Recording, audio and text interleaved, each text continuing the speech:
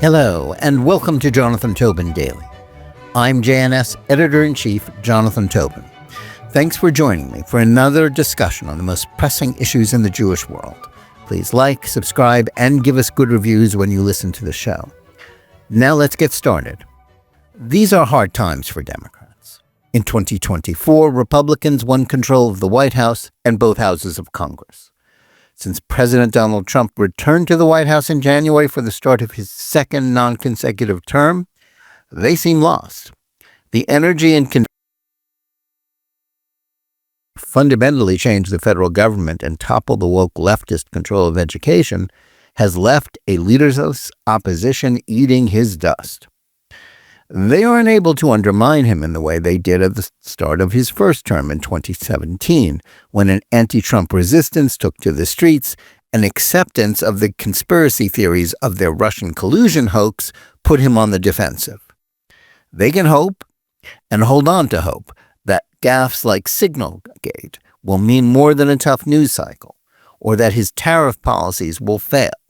But beyond that, all they can do at the moment is engage in pointless theatrics and stunts, such as their silly waving of placards during a presidential address to Congress, or the 25-hour Senate filibuster conducted by Senator Cory Booker that was unconnected to any legislative objective. More than that, the 2024 results seem to indicate a genuine realignment of the electorate, with working-class voters of all races moving towards the Republicans and Democrats being confined to upper-income credentialed elites and the very poor. If that continues, it's a formula for similar outcomes in the future. But stasis is antithetical to politics. Any current GOP triumphalism or Democratic depression is, by definition, a transitory phenomenon. Administrations of either party are an economic downturn or some other fiasco that is perceived as indicative of its incompetence away from an inevitable descent into political disaster. The August 2021 withdrawal from Afghanistan that was the turning point for President Joe Biden is one such example. As much as most Americans are, regardless of their feelings about the results, still savoring the conclusion of an endless 2024 presidential contest, that means that the talk about 2028 has already begun. That makes the debate about the future direction of a Democratic Party still struggling to understand why they lost in 2024 something about which everyone, including their opponents, should take an interest. That's especially true for Jewish Democrats, who have watched with dismay as their party's intersectional left wing take control of their electoral base. The question they need to be asking themselves now is whether someone such as the ardent pro-Israel Senator John Fetterman or Representative Alexandria Ocasio-Cortez, the leader of the leftist squad, represents the future of the Democratic Party. Many Democrats would probably say now that representing the party's future as a choice between those two idiosyncratic figures is a mistake. AOC wasn't even mentioned in a recent Washington Post list of 12 people who might fill the leadership vacuum at the top of what it described as the listless vessel that is the current Democratic Party. A look at that list would be reassuring to centrist or moderate Democrats, as it is topped by Pennsylvania Governor Josh Shapiro and includes, among others, like John Fetterman, who would like to be seen as representing an alternative to the faction of the party that has been led in the last decade by Senator Bernie Sanders, the independent socialist from Vermont. They hope that the party's tilt to the left under Biden, and especially during the 2024 campaign, as first the president and then Vice President Kamala Harris tried in vain to appease voters who resented their half-hearted support for Israel, should be seen as a lesson learned that will not be repeated in the future. They were also probably reassured by a Senate vote on Senator Sanders' latest effort to punish Israel for seeking to defend itself against genocidal Palestinian terrorists, since the Hamas-led attacks in southern Israel on October 7, 2023. The Jewish senator's proposal to block $9 billion in arms sales to Israel was resoundingly rejected by the U.S. Senate by a vote of 83 to 15. It's discouraging to think that 15 senators would oppose the aiding the Jewish state in the middle of an ongoing conflict with Iran's terrorist proxies. But those who prefer to see the glass as being half full can point to the fact that this means that the Democratic Senate caucus voted in favor of Israel by a 32-15 margin, even as the GOP was unanimously behind it. Moreover, 4 of those who voted against Sanders' efforts voted in favor of a similar resolution last fall, including Senator John Ossoff. Ossoff came under withering criticism from Georgia's Jewish community for siding against Israel and is potentially facing a tough re-election fight in 2026. But any assumption that a 2024 postmortem will incline the Democrats to turn back to the center may be mistaken. By any measure, the energy within the Democratic Party remains with its left-wing base, not its less radical establishment. Those who voted against Sanders may, while still virtually signaling their opposition to Israeli Prime Minister Benjamin Netanyahu and concern for the casualties caused by a war launched by Hamas that most Palestinians support, still want to be perceived as pro-Israel. But it is precisely those more centrist Washington office holders who are largely the focus of the grassroots anger from Democrats who want their representatives to do anything, no matter how pointless, to vent their rage at Trump. Moreover, the further assumption that the Democratic Party establishment can, when it wishes to, squelch the party's left whenever it wants to, may also be mistaken.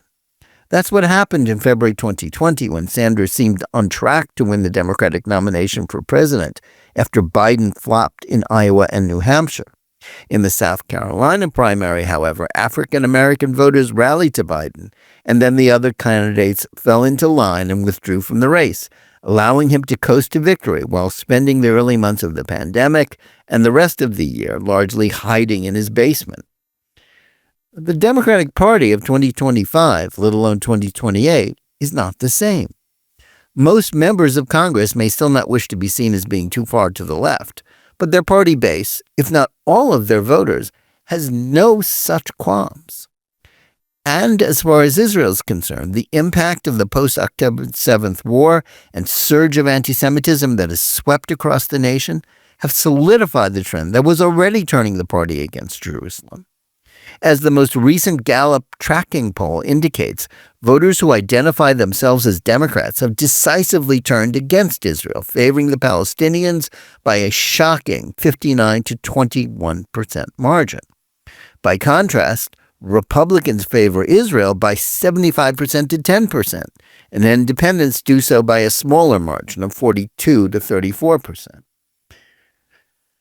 Though that means that a majority of Americans remain pro-Israel, it is also a clear sign that figures who might have been deemed out of step with the majority of their party's voters only a few years ago can enter the next presidential cycle secure in the knowledge that they speak for the overwhelming majority of Democrats. And that is where AOC comes in. It may be hard for many observers to wrap their heads around the idea that someone who has seemed to symbolize 21st century radicalism is a presidential possibility. As much as it is easy to deride her policy proposals like the Green New Deal or the abysmal ignorance about issues like the conflict in the Middle East that she often displays, it would be a mistake to underestimate her political savvy or ability to put herself in a position of influence in a party that has been gradually shifting farther to the left for the last 2 decades. As has been made clear in the last year, Sanders is passing on the leadership of the party's left wing to AOC. The two of them have often campaigned together, and most recently went on a so-called fighting oligarchy tour, where they drew large and enthusiastic crowds in Nevada, Arizona, and Colorado. That has prompted a flurry of articles in liberal and left-wing publications about AOC's 2028 prospects. She has plenty of options. One is staying in the U.S. House of Representatives and rising in the party's leadership. If the Democrats regain the majority in a now narrowly divided House in 2026, then it would give a platform for her ideas while sitting in a safe, deep blue seat. Another option would be to run for a seat in the Senate in 2028 by challenging Minority Leader Chuck Schumer. Beating Schumer, who has continually held office since January 1975, would be no easy task, even in a Democratic electorate that leans as far to the left as that in New York. But the longtime New York senator, who will be 78 in 2028, is emblematic of the party's failed geriatric leadership, to which AOC, who will turn 39 that year, is an obvious antidote. He's also alienated Democrats who think he's been insufficiently obstructed towards Trump 2.0 and the pro-Israel community for his attack on the Jewish state's government since October 7th, and his shocking advice to Columbia University that only Republicans care about anti-Semitic mayhem on its campus. It's also possible that AOC will conclude that with Sanders' support and an existing Democratic field that at the moment is made up of figures unlikely to capture the nation's imagination, 2028 would be the best time to try for the presidency. Those urging her to choose that option were bolstered by a CNN poll that showed that of the leading Democrats, she best reflects the core values of the party.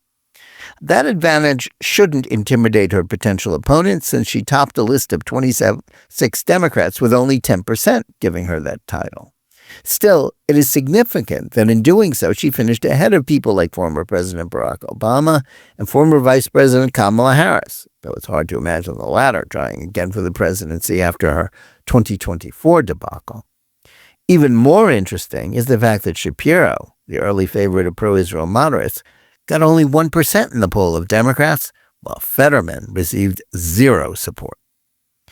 As the flurry of flattering articles about her in the liberal press, such as one by New York Times columnist Michelle Cottle, and a separate news analysis indicates, AOC is widely liked by her fellow congressional Democrats and is working to build bridges with the moderates. More important than that, and unlike a lot of people on the left who are supposedly smarter than her, AOC deserves credit for trying to downplay the ideological divide in her party. Instead, she is taking a page out of the playbooks of both Sanders and Trump by demanding that the Democrats must give up being the party of the educated classes. Instead, she wants it to go back to its roots as a party that represents working people. Her ideas, like the radical environmentalism of the Green New Deal, would be terrible for everyone, especially for working-class Americans, since those who aren't privileged white rich people would be hurt by abandoning fossil fuels and other measures that benefit the upper classes. The same is true for her support for open borders that depress the wages of lower-income Americans and make housing less affordable. Still, she does understand that the globalist economics pursued by the establishments of both parties until the advent of Trump have devastated blue-collar voters. Her undoubted charisma and support that she's always gotten from the liberal press, who have helped her go mainstream, are formidable advantages heading towards 2028. It remains to be seen how she would fare in a presidential campaign, however, since the only way to know if a candidate, no matter how popular or well-funded, is ready for prime time is for them to run. And 3.5 years away from the 2028 general election, it's unclear how the nation will perceive Trump 2.0 and whether Vice President J.D. Vance, the current frontrunner for the GOP nomination, will stay in Trump's good graces. And that's not taking into account whether Trump is really serious about finding a way to evade the barrier to an unconstitutional third term erected by the 22nd Amendment. The left wing of the Democratic Party is unlikely, as it did in 2020, to allow the D.C. establishment to stay in power again. The party bases rage at Trump, especially if, unlike in his first term, he proves imperious to attempts to sabotage his administration, will be vented at centrists as much as it will be at Republicans. That's bad news for the dwindling number of Democrats like Fetterman who would like to reassemble the old bipartisan pro-Israel consensus. AOC is very much in sync, not merely with the anti-Israel activism of left-wing Democrats and fellow squad members in the House. She also supports the pro-Hamas mobs on campuses like Columbia University, even as she hedges her bets by saying that she's against anti-Semitism, while denying that her anti-Zionist allies are Jew haters. Those who wonder what will happen to the U.S.-Israel relationship or the fight against anti-Semitism if the Democrats win in 2028, have good reason to worry. As much as the Biden and Obama administrations saw a steep decline in the influence of pro-Israel Democrats, the Democratic Party of the future that AOC represents is one in which they will have virtually no voice at all. Whether or not she runs or winds up seriously contending for the presidential nomination, a Democratic Party where someone who shares her views can be spoken of as a realistic possibility for 2028 is one that will have abandoned Jewish voters. It will also mean that any hope that Israel hasn't become a partisan issue for the foreseeable future is officially gone. Thanks for listening. Please remember to tune in every day for Jonathan Tobin Daily Edition and every week for Think Twice, my full-length JNS TV program. Whether you're listening to us on any of the podcast platforms or on the JNS YouTube channel, please like and or subscribe to JNS. Click on the bell for notifications and give us good reviews. Please write to us at thinktwice@jns.org and let us know where you listen or watch the show and what you think about it. And remember, keep reading and thinking for yourself.